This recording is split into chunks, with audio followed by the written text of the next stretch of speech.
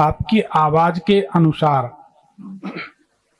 2017 से 19 के बीच आपके पिता या पिता तुल्य किसी व्यक्ति के ऊपर बड़ा संकट था? इस संकट क्या, मेरे ससुर जी एक्सपायर हो गए। कब? और मेरे पति भी एक्सपायर हो गए। जब ये घटनाएं हुई हैं मार्च 2022 के बाद से आपके घर में रसदार फलों का आना अधिक हो गया था, हाँ या ना? हाँ जी। और अगर पहले आप मिली होती, आपके पति की कुंडली होती या आपकी कुंडली होती तो हम आगाह भी कर देते कि फलाने साल में ऐसा संकट है। अब उसको अपन समझ जाते तो ठीक है, नहीं तो कोई बात नहीं। ऐसा के पिताजी हैं? हाँ जी। हाँ, उनको फालेज का असर आया था, लेकिन मुझे सन नहीं पता, ध्यान नहीं है सन कौन से सन में आया था। 17 से 19 के बीच आपका समय खराब था। हाँ जी। आपके कोई काम नहीं बन रहे थे, पिताजी के ऊपर संकट था, धन का बिखराव, धन की बर्बादी हो रही थी। ये बात सही है? जी, माता जी पिताजी दोनों ही परेशान रहते हैं। अब ये मतलब संतुष्टि कहीं से कहीं तक नहीं है, बड़े ही कष्ट में हूँ और शरीर से भी परेशान रहती हूँ। अब भी बहुत विपत्ति आ गई है। विपत्ति की भी बात आप कर रही हैं, लेकिन पिछले साल में, पिछले 2 साल के अंदर आपके घर परिवार में कोई बाल गोपाल ने जन्म लिया है? हाँ जी।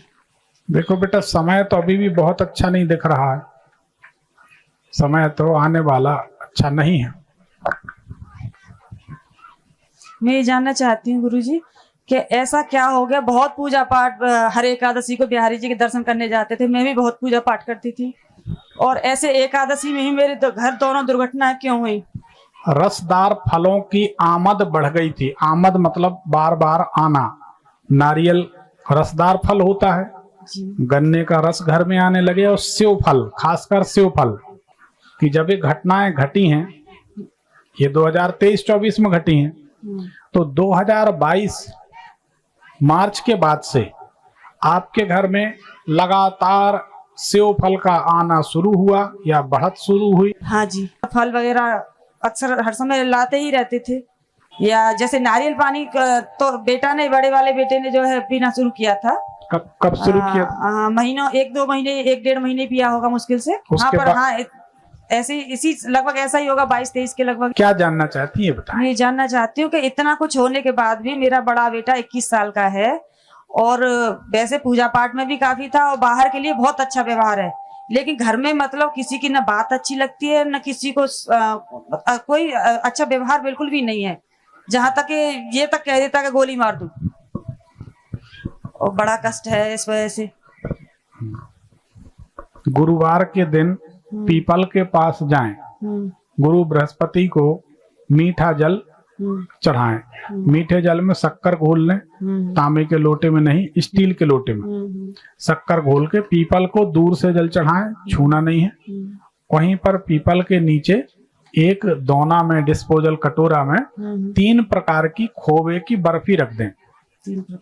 गुरु बृहस्पति के लिए भोग के लिए 3 प्रकार की खोवे की बर्फी रख दें, और उनसे प्रार्थना करें कि प्रभु बेटा बिगड़ गया है, हमारी बात को माने, सुख शांति से रहे और रहने दें। ऐसी प्रार्थना करें आप। 7 गुरुवार का संकल्प ले लें, 3-4 गुरुवार होंगे, भगवान ने चाहा तो वो लाइन पे आ जाएगा। थोड़ा सा सुंदरकांड का सहारा लें। मैं जो है मैं मंगल शनिवार सुंदरकांड करती थी। गोपाल सहस्त्रनाम का पाठ तो मेरा रोजाना ही चलता है बहुत लंबे समय से, लेकिन अब ये मेरे पति खत्म हुए जब से पूजा पर से श्रद्धा सी कम हो गई है, तो मेरा पूजा पाठ कुछ कम हो गया है। हाँ, पर कहीं ना कहीं पूजा ही में गड़बड़ी हुई होगी। हाँ, यही मैं जानना चाहती हूँ कि ऐसी कहाँ गड़बड़ हुई है। सब कहते हैं कि बहुत पूजा पाठ करती थी इसलिए तेरे साथ ऐसा हुआ है। ये सब बेकार की बातें हैं, जो नहीं करते उनके साथ होता तो उनको कुछ तो लोग कहेंगे। लोगों का काम है कहना, लोगों का काम है। जो परेशान हुआ उसको अपने दिमाग से लोग सलाह देते हैं। अगर आप धोखे से 2 दिन के लिए बीमार हो जाओ तो आप जिंदगी में बीमार होने से बचोगे, दवाई और डॉक्टर से नहीं, रिश्तेदारों से।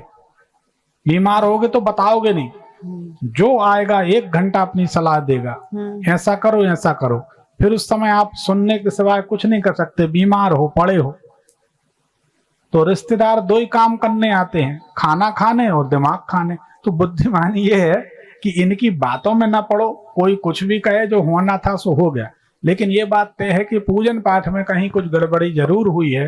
इसका अपने को तो विचार ऐसा है। कहा गया है कि जैसे मैंने एकादशी का उद्यापन किया था तो मैंने गाय दान भी की थी, क्योंकि मैं स्वास्थ्य से बहुत परेशान रहती थी, तो मुझे ऐसा लगता था पता नहीं कितने दिन की जिंदगी है, तो मैंने गाय भी दान की। तो मुझे ऐसा लगता है कहीं ऐसा तो नहीं कि गाय को किसी ने सही से नहीं रखा हो, या ऐसा कोई श्राप लग गया मुझे। देखो, आपने किसी व्यक्ति को मंदिर बनाने के लिए 1 बोरी सीमेंट के लिए 500 रुपए दे दिए, वो व्यक्ति उस 500 रुपए की शराब पी ले, आपको दोष नहीं है। वो उस व्यक्ति का कर्म है जिसने दान के पैसे से शराब पी, लेकिन आपको तो 1 बोरी सीमेंट दान करने का पुण्य फल होगा।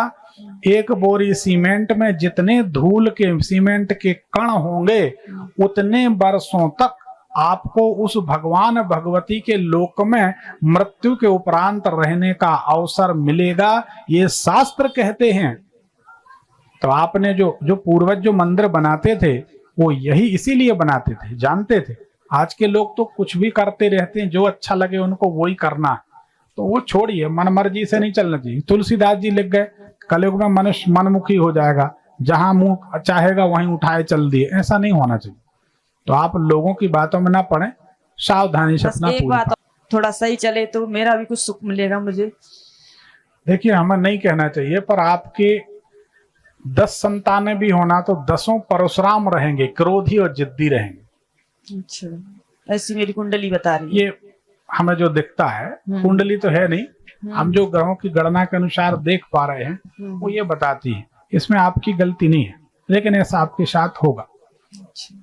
तो अब है, प्रारब्ध तो है, क्या कर सकते हैं। ठीक है, ठीक है। राधे राधे बेटा।